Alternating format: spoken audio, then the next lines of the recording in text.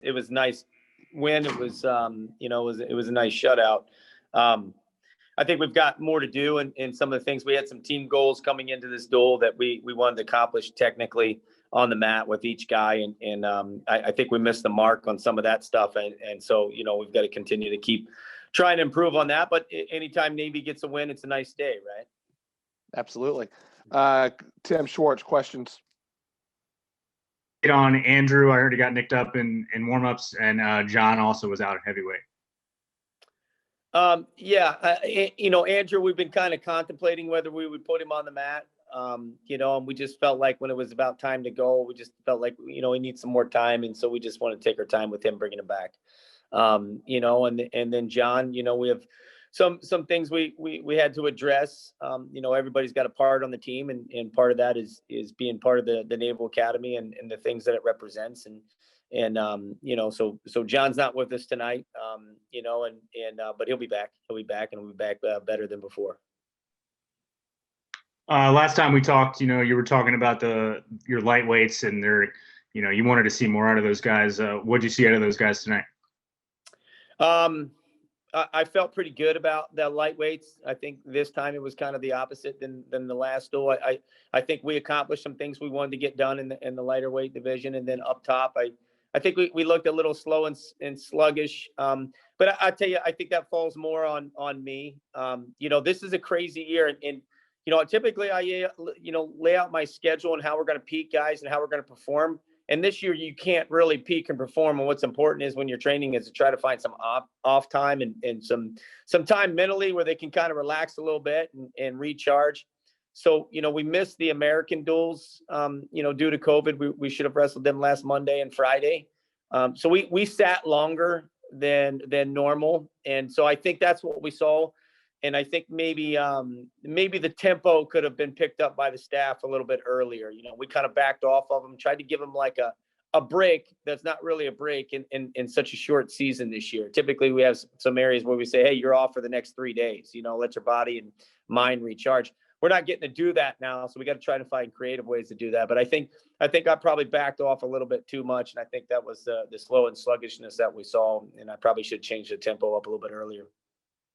You feel like you're starting to find an identity for this team despite all the challenges of COVID and, fewer duels and no tournaments and all that sort of stuff? Yeah, we're definitely starting to kind of find that. I mean, the biggest thing was just trying to get to know the guys for most of the year. And around Christmas is when we really got to know the guys that we're putting out on the mats, in these dual meets, between the first mat and the second mat.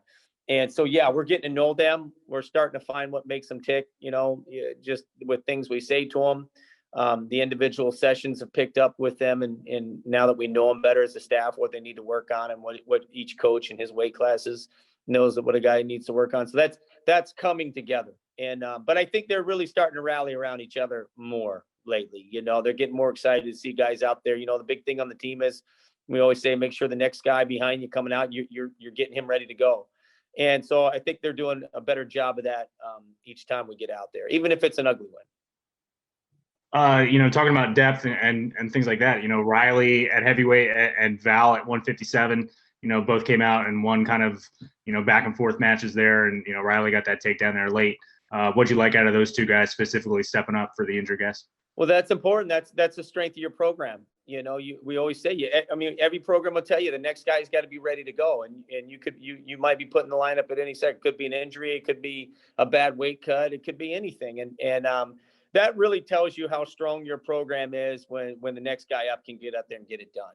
And you're not taking a step back. And like I said, a couple of interviews before, that's my long-term plan of this is that, we're going to lose 5 firsties, after this year. And I want to be able to hit the stride and continue to build on what we've done this season. And so that's what's important. And so the guys, if you're not the main guy in the lineup, you're getting ready to be the guy and you're always challenging that guy. Does it matter that you guys are nationally ranked now? Does that mean anything to you, or is that something you're not really worried about? No, it's not something I ever think. I've been in this sport a long time, and I know as a fan, that's great. And for alumni, it's great. We're constantly. I said when I got here, as far as I'm concerned, the worst year Navy should have is 20th. We should. That's a bad year. That is how I look at it. With the program, with the resources, with the it's the U.S. Naval Academy, its draw, its ability to recruit some of the best kids in the country. When you're 20th, I feel like that should be your worst. I mean, this program should consistently be a top 10 program. It has the ability to do it. It sits in the right geographical location in the United States to get kids. So that's how I feel about the academy. So rank, that's great. I'm happy, but when we get to the NCAAs, and that's what everybody's waiting for, and then we'll see where it all shakes out. The 37-0 win, you sound a little disappointed in some of the smaller things that you were looking for tonight. What exactly were you looking for? Well, I want to see us get lower level attacks. I feel like we're if you look at the best teams, athletes are really dynamic. They're going to wrestle in positions that are unorthodox for the average guy. And one easy way to implement it is to simply get out of that cookie cutter box. And, I tell the guys sometimes, hell, if you got to dive in on an ankle, dive in. I think we can become a lower level team on the mat in terms of wrestling, and we can find takedowns at the knees, takedowns in the hips, and takedowns at the ankles. And I wanted to see more stuff at the ankles this week, and that was the team goal of ours. And I don't feel like we have accomplished that, and that's the only way you improve, is to constantly keep analyzing your wrestling, as an individual and as a team.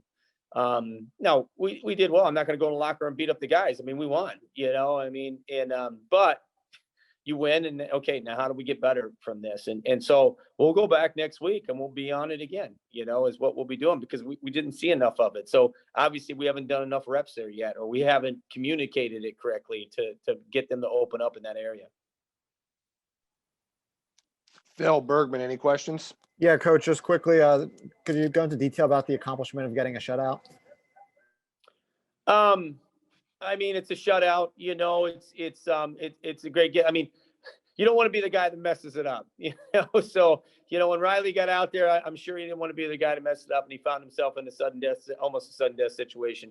So he looked good, but yeah, it's great. It's great for the program, like I said, and it's, most importantly, look, there's a long, rich tradition of solid wrestling here, with Navy Wrestling, and so. Hopefully the alumni are excited about it. I am excited about it. I may not seem that much. You'll get to know me better. But yeah, I am. A shutout is always a great win.